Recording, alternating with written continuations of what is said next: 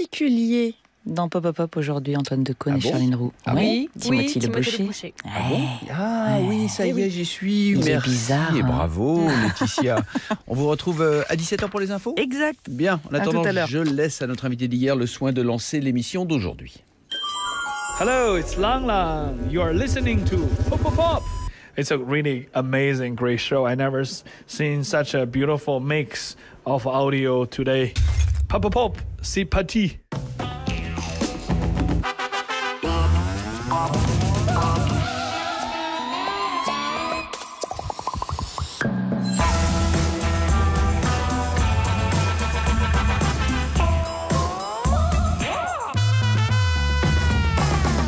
Pop-Popiens et tous les autres aussi, bonjour. Depuis ce matin, vous entendez résonner sur nos ondes les trompettes du triomphe, semblables à celles qui accueillaient César à Rome au retour de ses campagnes victorieuses. Et oui, sans vouloir en rajouter une couche, c'est vrai que c'est plutôt agréable de se dire qu'on caracole en tête sur l'hippodrome radiophonique. Grâce en soit rendue à toutes les petites mains qui s'activent en coulisses pour que les grosses têtes de l'antenne puissent gober à pleine bouche en leur nom à tous les fruits de la victoire. Et quand je dis grosses têtes, n'y voyez aucune malice, bien sûr, d'abord parce que même si elles perdent du terrain, les vraies grosses têtes continuent à régner sur les après-midi.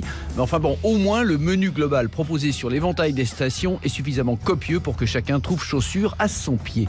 Enfilons donc avec plaisir les pompes en daim bleu de Pop Pop Pop et poussés par les alizés de la reconnaissance, allons nous promener dans les bois de la curiosité. Et il va vraiment falloir que je songe à cesser de filer la métaphore à deux balles. Moi-même, ça m'épuise. Cinéma et BD sont au programme aujourd'hui et nous allons passer l'heure qui vient en compagnie de deux artistes avec qui il faudra désormais compter foi de Pop Pop Pop. Allez, c'est parti, puisque je parle de futur, je dirais même back to the future. Pop Pop Pop, Antoine Decaune. Bonjour Stéphane Bach. Bonjour. Oh, mais qu'est-ce que c'est? Comment ça va? Bravo. Merci Laurence. Bravo. Alors on enlève son petit casque. Je suis en plein direct. Oui, mais on s'en fiche. Et là, aujourd'hui, ce sont les audiences, mon cher Antoine. Ça vous va tellement Vous pouvez bien. expliquer ce qui se passe? Mais si vous j'en êtes supplie. tellement- Alors Laurence Bloch, notre patronne Merci. bien-aimée, est en C'est train quoi de bomber les cheveux d'Antoine De en me laquer. rouge. Ça part Non, au c'est chocolat. rouge, Mais ça vous fait n'avez pas des... oublié qu'aujourd'hui, on est première Montrez-moi, c'est radio. quoi? Je vous le laisse. Ça vous va bien ces petits Mais points rouges, C'est pas Antoine? les pompes en daim Bon, mais bleu, c'est montrez-moi, la bombe en rouge. Ah, mais c'est votre couleur. Merci. C'est la vôtre. Allez. Merci Bravo, Laurence. Antoine. Oula, ça colle. Bonjour. Merci infiniment. Merci. Bon, je remets mon casque. Ah là, ça colle bien là maintenant. Bien, bonjour Stéphane Bonjour, Bach. j'aurais adoré avoir une patronne pareille. Bah oui. C'est excellent. Je vous la prête si vous voulez. Ah, Non, on je la veux prête bien. pas. Ah, Regarde. d'accord. Stéphane Bach, comment voyez-vous votre futur d'ailleurs? Wow, c'est une sacrée question ça. Je ne fais pas de prédiction, on se le souhaite radieux, on verra comment ça se passe, mais non, j'en ai aucune idée là, vraiment c'est le flou total. Bien, à mes côtés, celle qui vient d'arriver dans le studio en overboard, Charline Bien sûr, tout à fait. Roux, alors que je Écoute, suis rouge donc maintenant. La route était bonne. Excellent Antoine, bonjour. Bonjour Stéphane. Bonjour. Roux, route. Eh oui, on est comme ça ici. Alors au menu également de Pop Pop Pop, un autre millénial, le BDiste Timothée Le Boucher qui sera avec nous tout à l'heure. Mais avant ça, Stéphane Bach, ici, il existe une question. Une question qui peut faire encore plus mal à la pop culture que Grégoire. 'Cause you said that you've never been, and all the things that you've seen. Ok, merci, ça va là. Je sais que vous aimez la musique. Et cette question, Stéphane Bach, c'est... Pour vous, c'est quoi la pop culture, Stéphane? Alors, pour être totalement honnête, j'ai eu des réponses stéphanisantes, bachisanantes, standupidesques ou même septiémarisantes. Et parmi mes préférées, il y a celle de votre ami Timothée Chalamet. Oui, c'est chic de dire votre ami Timothée Chalamet. Écoutez-le. En fait, c'est plus égalitarien, c'est plus organique que le pop culture se trouve moins maintenant, je sais pas, dans un pub, mais plutôt sur, je veux pas dire les réseaux sociaux parce que that feels très cliché, mais dans l'expérience humaine, je sais pas. Ok, vous avez compris quelque That chose? feels très cliché, c'est génial. Non, mais en fait, on n'a pas l'habitude de se parler en français parce qu'on avait décidé que pour que je progresse en anglais, on se parlerait qu'en anglais. Ah oui. Et donc du coup, je suis un peu impressionné d'entendre ça, mais j'ai rien compris. Donnez-moi votre définition de la pop culture en anglais alors. Wow. The pop culture. Non, la pop culture. La pop culture, je vais vous répondre en français. La pop culture. La pop culture, c'est vous, Monsieur Decaune. Oh. Non, sans déconner. Non. Non, mais si. Moi, j'ai grandi avec vous. Je continue de grandir avec vous. Et vous êtes toujours là, vous êtes toujours au fait, vous êtes sur France Inter, vous êtes première radio de France aujourd'hui. C'est vous la pop culture. Stéphane, je vous aime beaucoup. Nous allons passer une Vous en excellente... avez élevé des générations, patron. Vous dites ça avec ce ton. Bah non, Faut je quand le même dis dire ça. gentiment. Non, alors ça, je sens un peu Non, mais forcé. là, vraiment, du coup. vraiment, oui. sans failloterie, sans aucune failloterie. Non, mais continuez, ça me plaît beaucoup. Mes premiers fous rires, sans déconner, c'est de Coné Garcia. C'est mes premiers fous rires. Surtout Garcia, non? Surtout Ça Garcia, on va se l'avouer. Ça permet de dater au carbone 14, là, ce genre d'information. Hein. Bon, mais ça m'a pas donné votre définition. Ah si, c'est moi, c'est vrai. Vous êtes la pop culture, vous êtes D'accord, c'est moi. Okay. L'incarnation de la pop culture pour moi, très honnêtement. Je prends, merci, avec mes cheveux rouges. Stéphane Bach, la pop, la culture et la pop culture. On va en parler dans la suite de Pop Pop Pop. Juste après Juice, c'est un morceau de la rappeuse américaine Lizzo.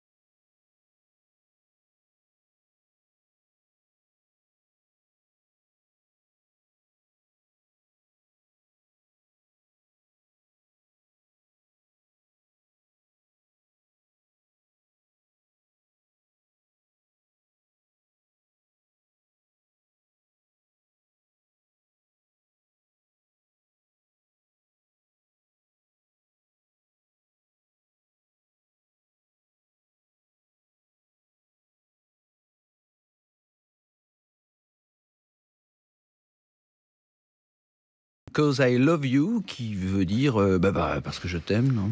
Oui, probablement. Oui, vous écoutez Pop Pop Pop, l'émission de pop culture de France Inter, ou plutôt l'émission qui traite les cultures de façon... Et voilà, je me suis mis tout le produit pourri dans la bouche. Ah oui, vos dents sont rouges, c'est intéressant. Nous sommes aujourd'hui en compagnie de Spider-Man. Je m'appelle Miles Morales. Dans mon monde, je suis le seul et unique Spider-Man. Et bien sûr, il a sa place dans une émission de pop culture, même s'il reste collé au plafond. Va-t-il descendre? Réponse à la fin de son pop portrait. Alors oui, votre pop portrait, Stéphane. Bah oui, c'est votre portrait, génial. Mais...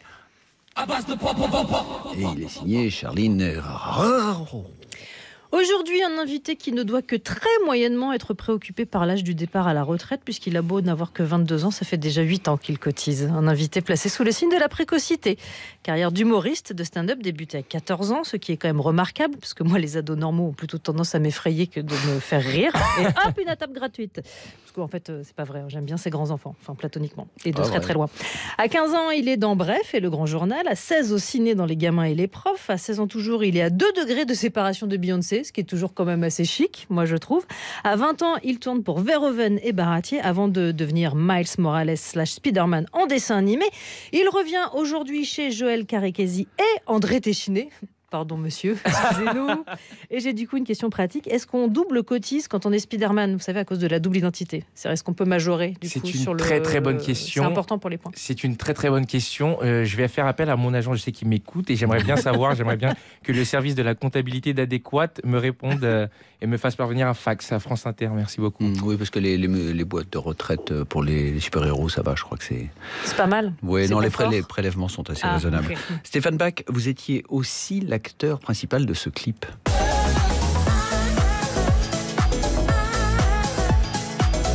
The Girl Is Mine de 99 Souls en featuring les Destiny's Child. Vous pensiez un jour être le clip d'un morceau des Destiny's Child? Absolument pas. Absolument pas. C'est une histoire un peu... J'ai 2 amis, Ludovic Julie et Simon Buisson, qui m'ont contacté pour faire ce clip qu'on a tourné dans le 15e, comme ça, sur 2 jours, avec aucune... Voilà, j'avais entendu le remix de ce groupe de DJ anglais, et il m'avait raconté que Brandy et Beyoncé avaient donné leur accord pour ce remix, et le clip et la chanson ont cartonné. Je crois que c'était le 3e titre le plus vendu aux UK, etc. Enfin, c'était hyper improbable, et on s'est retrouvés au MTV Awards avec tous ces gens. Enfin, c'est vraiment improbable, alors qu'on était dans le 15e en train de marcher en arrière pendant 2 jours dans le froid. Donc comme quoi, ça donne toutes sortes d'aventures. Elle est sympa, Queen Bee, ou pas? Alors, je n'ai pas encore rencontré Queen Bee, je me le souhaite un jour, mais je pense que je n'en reviendrai pas. Bon, eh bien vous tous qui marchez à reculons dans le 15e arrondissement de Paris, continuez. Voyez où ça mène. Vous êtes pop, Stéphane Bach, la preuve avec votre pop list. Hop.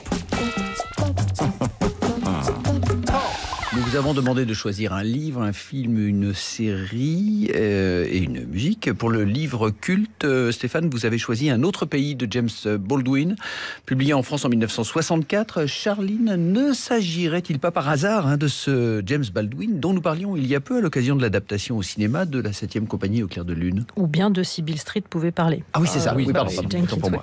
Un autre pays s'attache à l'histoire de Rufus Scott, humilié, abandonné de tous dans un monde de blancs et qui, par une nuit froide de novembre, est allé s'engloutir à jamais dans l'eau glacée d'un fleuve. C'est totalement ça. Je trouve que c'est un livre magnifique de James Baldwin. Je trouve que c'est vraiment un de ses livres fondateurs, parce que voilà, il y traduit tellement de choses. Voilà, ça parle de l'ostracisation des Noirs pendant cette période de la ségrégation, pardon.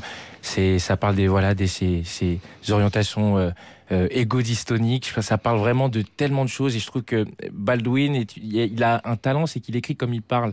Et donc du coup, on est bercé constamment quand on lit ses livres, et moi je trouve que c'est vraiment un livre fondateur, et le titre je le trouve magnifique, parce qu'en gros il dit qu'il aurait rêvé d'un autre pays où la différence, la race importe peu, et je trouve ça très beau. Vous pourriez préciser ce que ça veut dire égo-dystonique? Égo-dystonique, quand même Antoine. Les mots c'est ces orientations sexuelles qu'on ne s'avoue pas, notamment on va dire chez la communauté noire à cette période-là de l'époque. Voilà, égo-dystonique. C'est pourquoi c'était beaucoup trop... Non, mais je disais ça pour... C'était pas assez pop.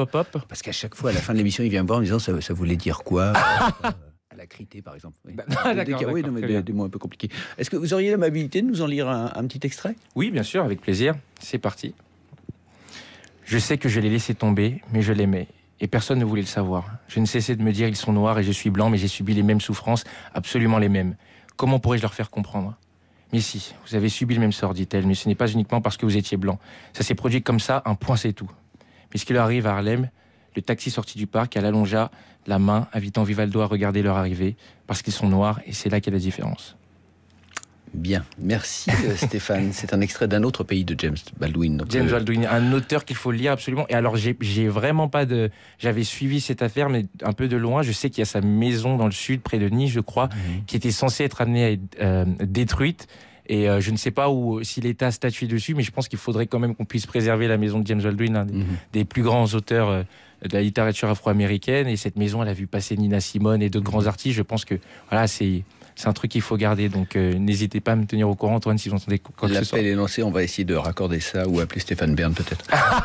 Alors pour le film, Stéphane, justement, vous choisissez Boogie Nights ou Nuit endiablée dans sa version québécoise. C'est un film accent, mais pourquoi réalisé J'aime bien. par Paul Thomas Anderson en 1997. Charline, saviez-vous que j'ai travaillé comme... Vous pouvez me le refaire, comme... ça, le Nuit endiablée? Ah oui, ça c'est... Alors attendez. Toute une phrase en québécois. Non, ça je peux pas. D'accord. Alors, je peux faire 2 mots. La Nuit endiablée.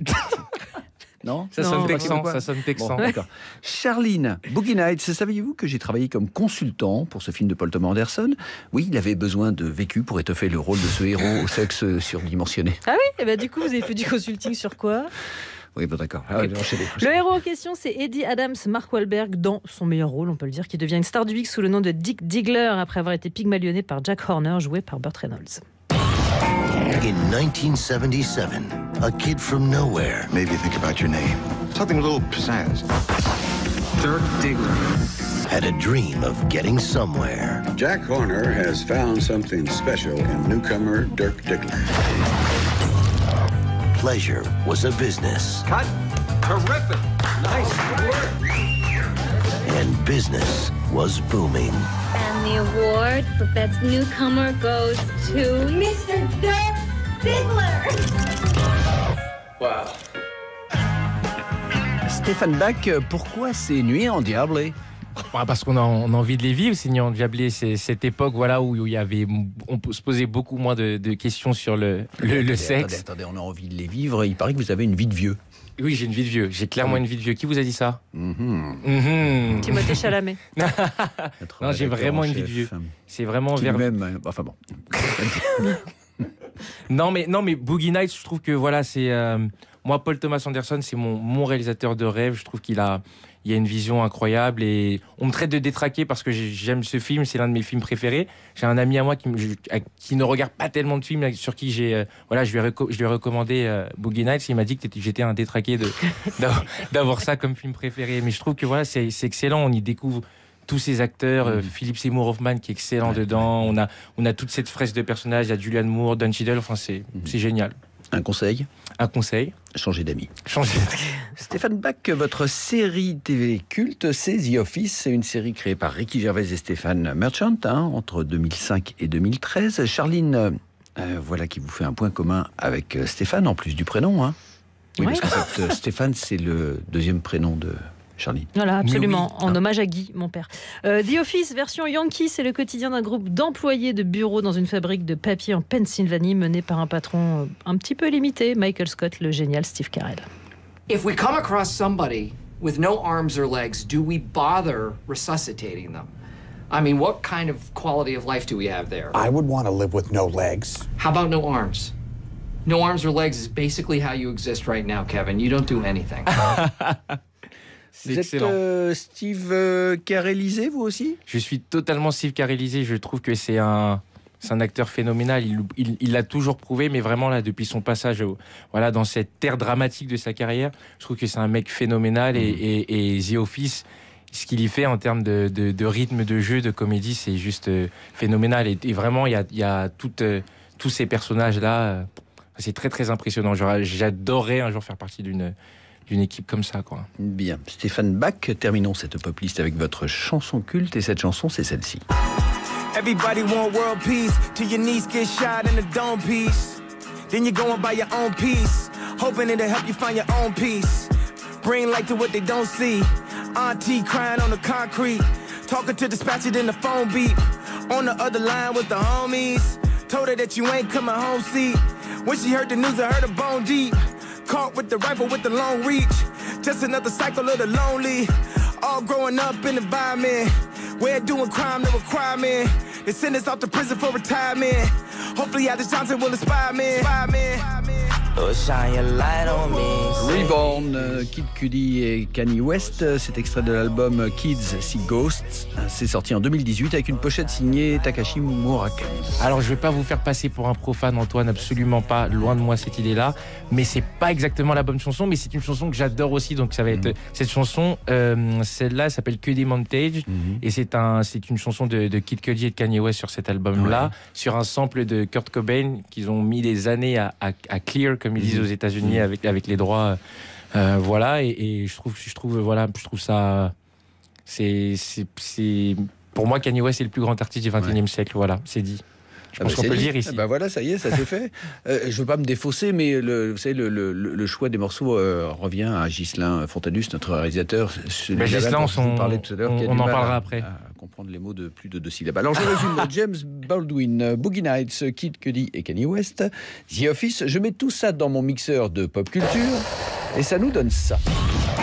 In 1977, Everybody want world peace.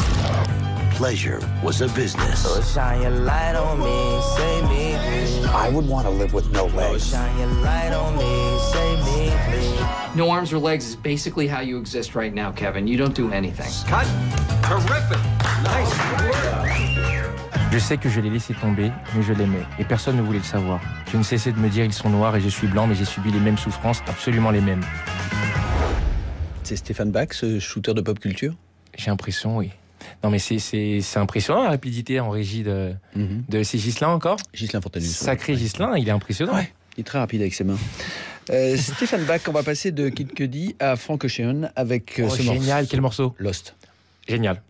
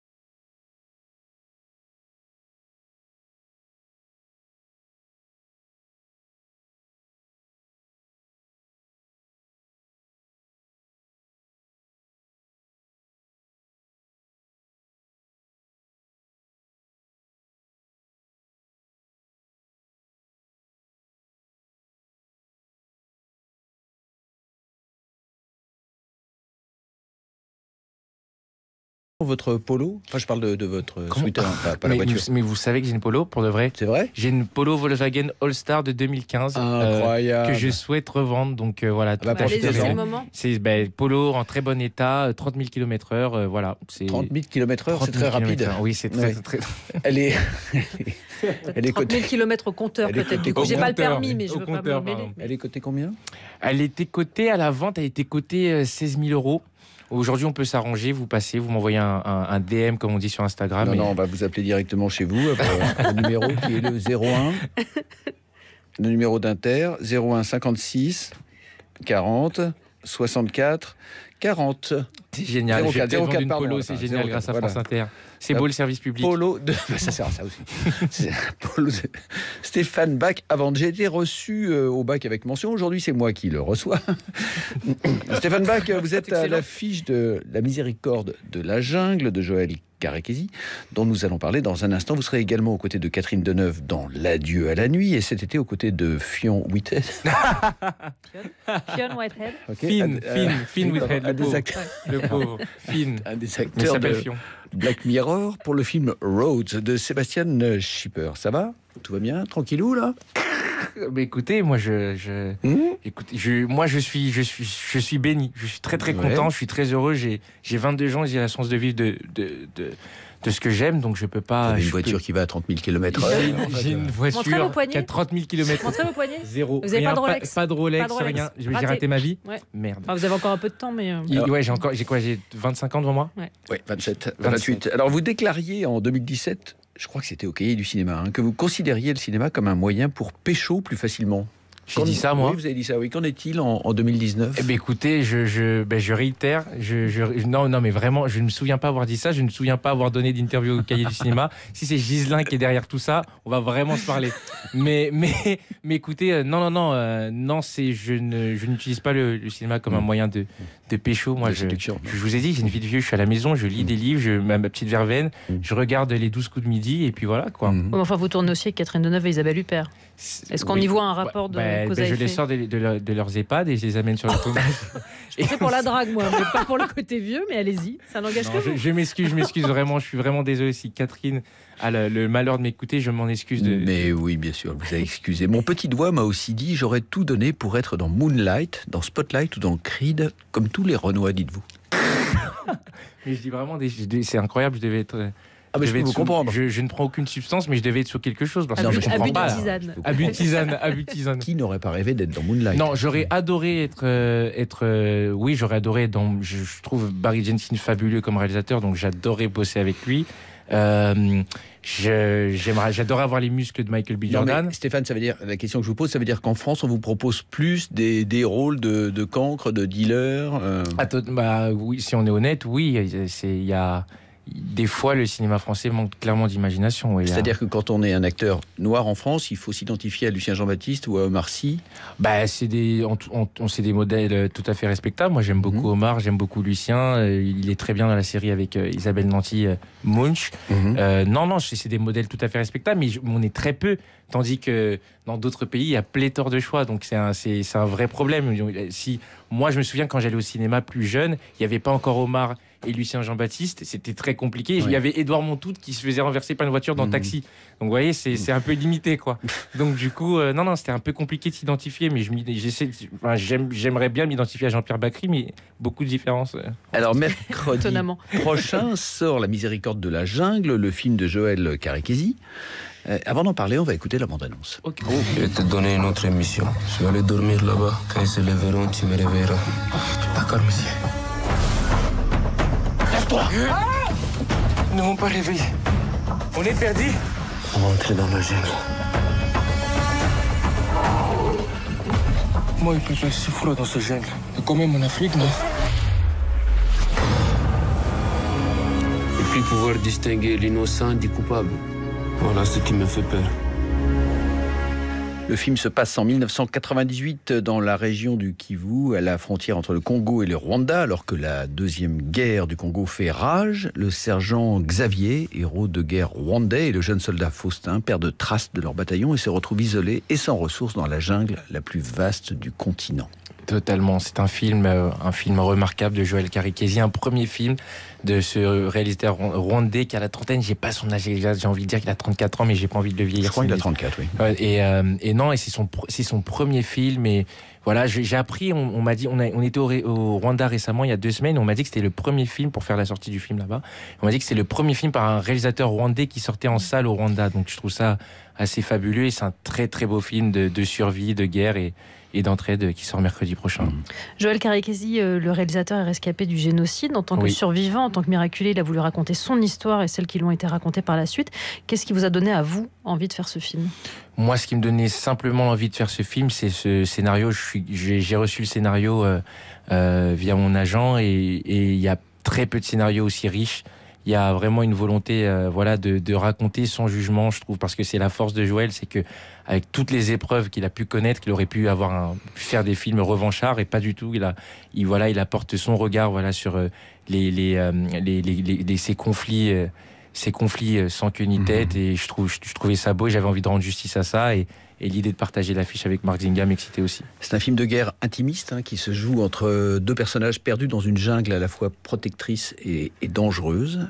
La guerre est une situation extrême qui vous confronte au danger, à la mort. C'est une situation où l'homme se révèle tel qu'il est. J'ai très peur de ce que vous allez dire. À chaque fois, je vous regarde dans les yeux, j'ai l'impression que vous allez me sortir la dernière des conneries. Ah non, pas du tout. Alors, je suis très sérieux là. Non, je parle de la guerre, de la mort, du Rwanda. On ne sait jamais avec vous, on ne sait jamais. Je vais bien vous faire le tirer moi sur le doigt, mais non, ça s'y prête pas là. Non. Qu'est-ce que vous avez appris, Stéphane, en jouant à la guerre, Qu'est-ce que j'ai appris en jouant à la guerre ? J'ai appris que j'avais plus de ressources physiques que je ne le pensais. Parce qu'on était à 3000 mètres d'altitude en Ouganda pendant 1 mois et demi, dans la jungle, dans des lodges, pas très équipés, j'avais pas de douche par moment, etc. Et j'ai appris que je pouvais puiser dans mes ressources, alors que je pensais vraiment être un faiblard, et je pense que je peux m'en sortir à peu près dans la jungle. Et non, j'ai appris aussi un grand sens du respect, parce qu'il y avait des techniciens incroyables sur le plateau et qui surmontaient tout, et donc voilà, c'est un sens du respect, je pense. Le film a été tourné où ? En Ouganda, dans plusieurs jungles, dans la jungle de Jinja, si je me souviens bien. On l'a tourné en Ouganda, équipe réduite. On a tourné avec des vrais gorilles que vous pouvez voir dans le film, des silverbacks, les plus gros gorilles du monde. Et il n'a pas l'air tout à fait rassuré d'ailleurs. Non, c'est vrai, c'est le seul moment traître. Il y a une maman gorille qui passe derrière vous avec son petit dans le dos, et je lis dans votre regard. Je me chie dessus, on peut le dire clairement. On peut le dire clairement. Non, mais c'est qu'en plus, ils m'ont un peu pris. On va dire qu'ils m'ont un peu escroqué, parce qu'ils m'ont prévu la veille pour le lendemain. On m'avait dit qu'il y aurait 2 gorilles, et je me suis retrouvé dans une fosse à 8 gorilles. Donc fallait tenir. Et c'est un gorille, ça daube. Faut le savoir, c'est qu'un gorille, ça se sent très très fort. Donc massif, 8 gorilles, et c'est massif. C'est massif, et c'est pas très friendly. Donc du coup, on prend sur soi, et je crois que ça se voit à l'écran que je n'étais pas très à l'aise. Oui. Vous êtes vous-même, sauf erreur de ma part, d'origine congolaise. Oui. Quelle trace a laissé cette guerre dans votre histoire familiale ? Est-ce que vous avez été touché ? Est-ce que vous avez des proches qui l'ont été ?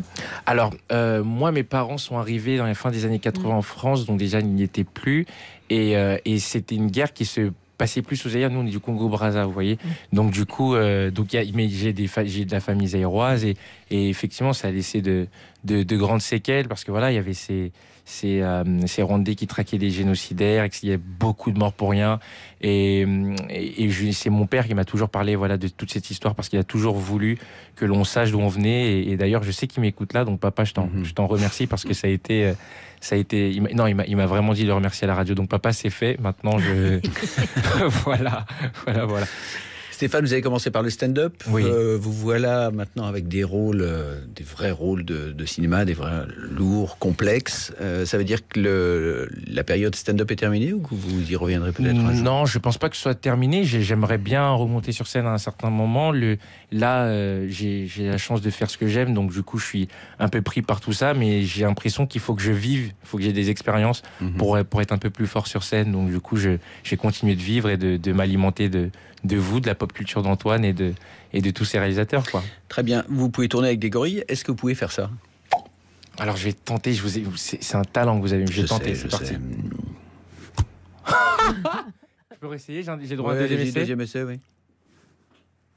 Il va C'est m'escater le micro, ce c'est con-là. catastrophique. C'est Non, le deuxième essai. Ne a bien touchez eu lieu. plus à rien, ne touchez plus à rien. Merci Stéphane. De toute façon, c'était juste pour lancer les Pop News. C'est incroyable. J'avais prévu de vous parler du nouveau single de Madonna, mais je l'ai écouté. Du coup, je vais plutôt vous parler du nouveau titre de Fat White Family. Il s'appelle When I Leave.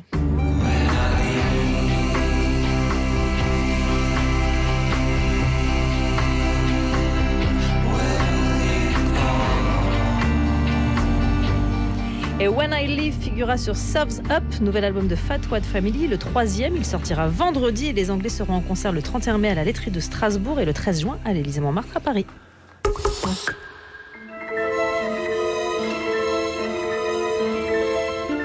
Et l'annonce a été faite ce matin, la sélection des films en compétition à Cannes pour la 72e édition. Citons donc parmi les compétiteurs Jim Jarmusch, Pedro Almodovar, Marco Bellocchio, les frères Dardenne. Ah bon ?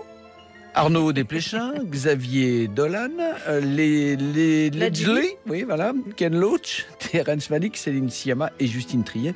Pardon pour le chauvinisme généralement de Bonallo à maison, mais on mise surtout sur Douleur et gloire, la merveille signée Pedro Almodovar, bientôt dans Pop Pop Pop. La compète sur la croisette, ce sera entre le 14 et le 25 mai.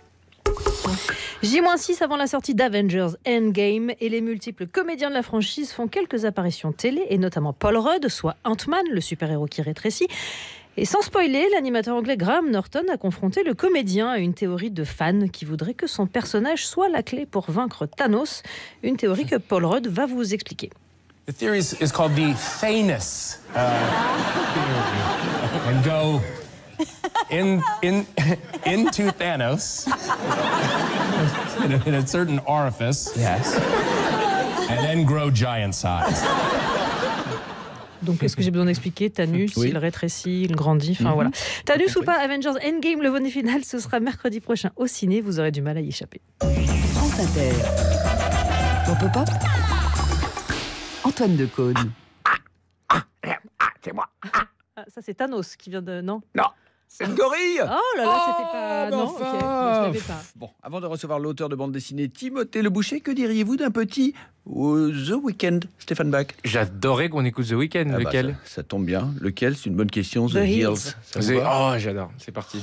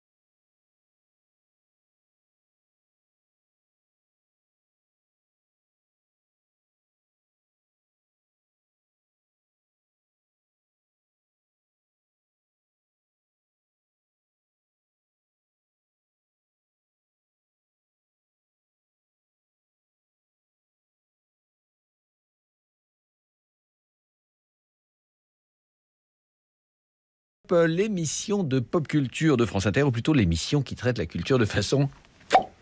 C'est catastrophique, je réessaye pas. Allez. Oh là là, vraiment si pas. je peux me permettre, c'est plus haut et plus tendu. C'est plus haut et plus tendu. Une dernière. Non. Bon, alors, nous sommes toujours en compagnie de Stéphane Bach, qui décidément n'y arrive pas à popper, je veux dire, et vient de nous rejoindre en studio Timothée Leboucher, dont la nouvelle bande dessinée Le Patient vient de paraître aux éditions Glénat. Bonjour Timothée. Bonjour. Votre travail nous avait déjà largement tapé dans l'œil, regardez, j'ai encore la marque là, avec votre ouvrage précédent, Ces jours qui disparaissent, présenté à Angoulême et récompensé du prix des libraires, un ouvrage de science-fiction dystopie remarqué et remarquable. Voilà, pour les compliments. Merci beaucoup. C'est vrai que c'est assez dur à identifier comme genre, du coup, parce que moi, quand je crée des histoires, je me cale pas dans un genre en particulier. Ouais. Du coup, c'est plutôt les gens, quand ils commencent à parler de l'histoire, qui enrobent, du coup, de la case du genre mes histoires. Ouais. Vous avez fait de multiples séances de dédicaces avec Ces jours qui disparaissent. Quels sont les mots que vous avez le plus entendus, Timothée Leboucher, à propos de votre travail à ces différentes occasions, en dehors, bien sûr, de j'en ai un peu plus, je vous le laisse quand même. Ah oui, je crois que c'est la question à laquelle j'ai répondu tout le temps, c'était si c'était mon premier album, quel âge j'avais et si y avait des choses personnelles à l'intérieur. Parce que vous êtes très jeune, il faut le préciser quand même. Pas tellement, j'ai 30 ans en fait. Vous êtes très jeune, donc c'est bien ce que je disais. J'en ai un peu plus, je vous le laisse quand même alors. On peut échanger. Ok, d'accord. Et aujourd'hui, vous revenez avec un thriller psychologique et hospitalier. Est-ce que là, c'est une appellation qui vous sied ? Oui, ça va. Ouais. Après, moi, c'est un point de départ. C'est une manière assez simple de résumer l'album, donc c'est assez pratique. Vous voulez dire assez simple, ça veut dire que... efficace, simple dans le sens pas simple.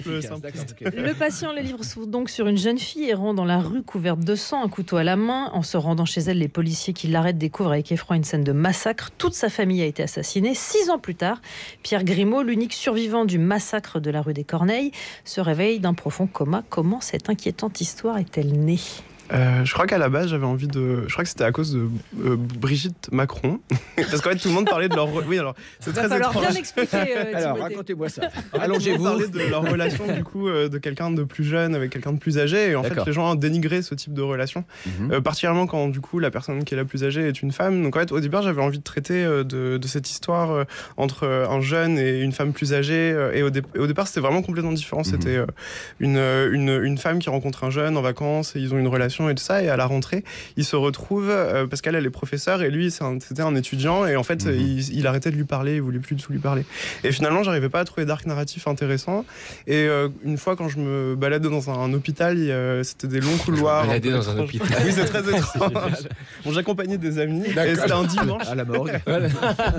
Non mais peut-être du coup j'ai dû prendre des photos après pour l'album donc je me suis renseigné donc je suis allé jusque là mais oui effectivement en fait j'aimais bien l'ambiance et j'ai commencé à mélanger ces deux histoires plus ou moins avec cette histoire de quelqu'un qui se réveille du coma 6 ans plus tard et ça a créé Le Patient du coup.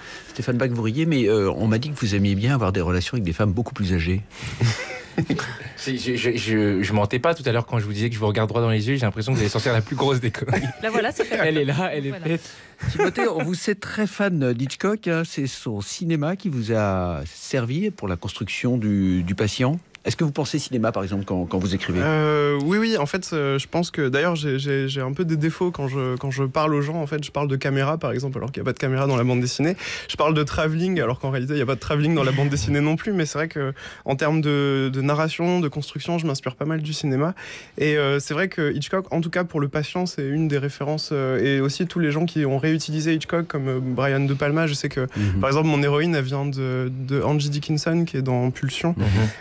Où en fait j'ai commencé à la dessiner. Bon après ça a pas mal changé et en fait plus on design un personnage, plus il change de ce qu'on avait commencé à créer. Mais oui, c'est vrai que l'influence du cinéma est très très présente dans ma manière de raconter. Ouais. Oui, Stéphane. Et c'est quelque chose qui vous intéresse pour la suite, par exemple de passer derrière la caméra ? En fait, on m'a proposé, mais je me sens pas capable pour l'instant, en tout cas. Après, je sais que là, du coup, il y a mon projet qui est, enfin, le Ces jours qui disparaissent, donc mon album précédent qui est en cours d'adaptation. Et là, Jonathan Barré, c'est ça ? Oui, c'est ça. Et là, il y a des propositions d'adaptation aussi pour Le Patient et tout ça. Donc, quelle surprise. Donc c'est intéressant, mais je me sens pas capable, en tout cas. Je pense que c'est la direction d'acteur. Stéphane Bach, la règle veut dans cette émission que si vous voulez poser une question à mon invité, vous leviez le doigt d'abord. Il l'a fait ? C'est ce que j'ai Il l'a fait. fait, il a été très... C'est ce que On j'ai peut le voir fait. sur franceinter.fr. J'ai pas vu. Déjà présent dans Ces jours qui disparaissent, les interrogations sur l'identité, l'étrangeté, le trauma, la figure du ou de la psy et de son emprise, ce sont vraiment des questions qui vous travaillent, Timothée, ou juste un très bon matériau de fiction? Oui, en fait, je pense que le lien entre les deux albums, c'est que pour Ces jours qui disparaissent, j'ai dû m'intéresser à la psychologie. Et comme quand j'ai commencé à créer l'histoire, au départ, le personnage devait être un docteur.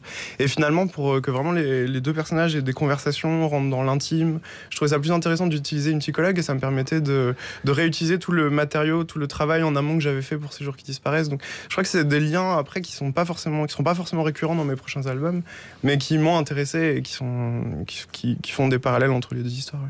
Avez-vous remarqué, Timothée Le Boucher, et oui, je pense que vous l'avez remarqué, que vous ressemblez physiquement à certains de vos personnages? Alors ça dépend. Des fois, les gens le disent, mais je pense que ça vient de... Quand j'apprenais à dessiner, en fait, des fois, je me regardais dans le miroir et je pense que du coup, forcément, on prend un peu notre anatomie comme exemple. Je pense que ça vient de là, ouais. Vous voulez dire que Walt Disney ressemblait à une souris? Oui, ou alors il a changé un peu, peut-être un éléphant maintenant. Non, mais du coup, ça donne des personnages à l'apparence très angélique qui contrastent avec la noirceur des univers dans lesquels vous les plongez, quand même. Ouais, alors pour Ces jours qui disparaissent, c'était moins noir, mais c'est vrai que pour le patient, oui, il y a cet effet de contraste. C'est un peu inquiétant quand même. Oui. Mais pour moi, c'est la BD la plus joyeuse que j'ai faite, donc c'est dire. Ces jours qui disparaissent. Oui. En tous les cas, c'est une BD très fascinante, très hypnotique et très haletante. Hein, on peut dire ça. Ah, même. Oui, j'ai pas pu le lâcher. J'ai fallu le lire en une fois. C'était pas possible autrement. Alors, vous lâcher. Mais non, mais on peut lire en plusieurs fois parfois quand c'est des gros ouvrages. Je suis lente, vous le savez. Bon, ça s'appelle Le Patient. Timothée Le Boucher, c'est édité chez Glénat. Timothée Le Boucher, Stéphane Bach, il est l'heure pour moi de descendre à la cave, chercher le dernier vinyle de l'émission, et j'y vais de ce pas. Voilà, oh, qu'est-ce qui se passe là-dedans, là? Mais il y a tout France Inter. Mais Laurence Bloch qui fait du pole dance dans ma cave, mais c'est quoi ce délire? Mais attendez, Laurence, d'accord, les chiffres sont bons, mais je suis venu chercher un vinyle. Laurence! 6 millions, ah oui, c'est un gros chiffre, effectivement, oui. Oui, je sais, RTL, on est devant RTL. Oui. C'est historique, on l'a compris, Laurence. Mais oui. Les sondages existent, d'accord. Et moi, je suis pas venu écouter de la Socadence et faire la chenille, je suis venu chercher un vinyle, d'accord? Quoi? Oui, c'est ça, c'est moi le rabat-joie. Bon, j'avais prévu un autre vinyle, et je crois que rouler bourré, ce sera plus de circonstance. Allez! C'est vrai, mais oui, merci Laurence.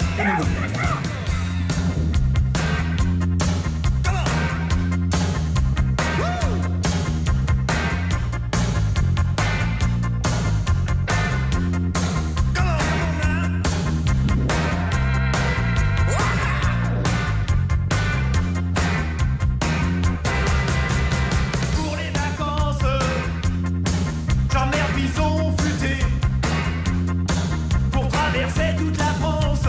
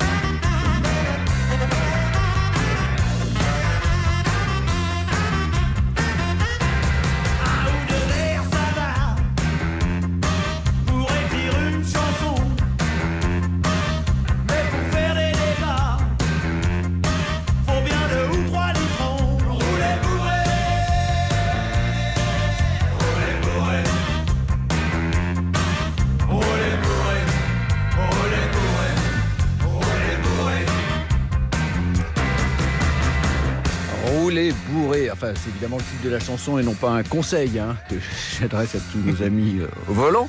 C'est au bonheur des dames dans Pop Pop Pop sur France Inter. C'est extrait de l'album Jour de fête qui résume bien l'ambiance qui règne ici aujourd'hui à Radio France. Calmez-vous, s'il vous plaît, Charline. Timothée Le Boucher, Stéphane Bach, je ne sais pas si vous le savez, mais j'ai l'intention de faire de ma cave un musée. Qu'aimeriez-vous y laisser ici tous les deux? Stéphane? J'y laisserai un livre, j'y laisserai, je pense, Petit Piment d'Alain Mabanckou, qui est un livre que j'aime beaucoup. Voilà, non, je pense que j'y laisserai un livre, mais j'aimerais bien revoir Laurence Bloch, ceci dit, votre patronne, donc j'aimerais bien faire un tour à la cave quand cela se propose. Vous n'êtes pas obligé de descendre à la cave, il faut voir Laurence Bloch, mais je vais vous emmener dire. Mais je veux bien, parce qu'il a l'air d'y passer des choses dans la cave. Donc, Timothée? Moi, dans la régie, on m'a conseillé de répondre le stress et les cheveux blancs, alors je sais pas comment. Laissez-moi tout ça, je les ai déjà, moi. C'est bon, j'en fais mon affaire. Merci Stéphane Bach. La miséricorde de la jungle, le film de Joël Carricesi, ça sort mercredi avec une avant-première qui aura lieu mardi prochain au Luxor à Paris. Merci Timothée Le Boucher. Le Patient, votre nouvelle BD est éditée chez Glénat. Tout ça est évidemment très recommandé par Pop Pop Pop. Et j'en profite pour vous annoncer une émission spéciale sur France Inter, une émission spéciale Notre-Dame, que dis-je, un voyage littéraire dans l'imaginaire des cathédrales, voyage organisé par Guillaume Gallienne. Ce sera en direct et en public du studio 104 de la Maison de la Radio ce samedi à 18h. Voilà, merci à l'équipe de Pop Pop Pop, Ghislain Fontanus à la réalisation, à la technique Michel Bessiquion, Aurélien Esban, notre rédacteur en chef, Claire-Sophie Collet, Simon Restat, nos attachés de production, à la programmation musicale Djoubaka et Kélian Yousfi, notre stagiaire. Demain, dans Pop Pop Pop, les innocents. Mais avant demain, si vous avez aimé l'émission, retrouvez-la sur franceinter.fr. Si vous êtes un Jones 3.0, un Yeuve ou une Yeuvesse à la pointe, suivez-nous. Ou plutôt, comme dit Laurence Bloch à la fin de ses tutos coloration sur YouTube, abonnez-vous à notre podcast et suivez mes tutos coloration à Laurence Bloch. Et suivez-nous sur les internets, comme disent les millennials, 3615 Pop Pop Pop sur Instagram et Twitter. Qui peut concurrencer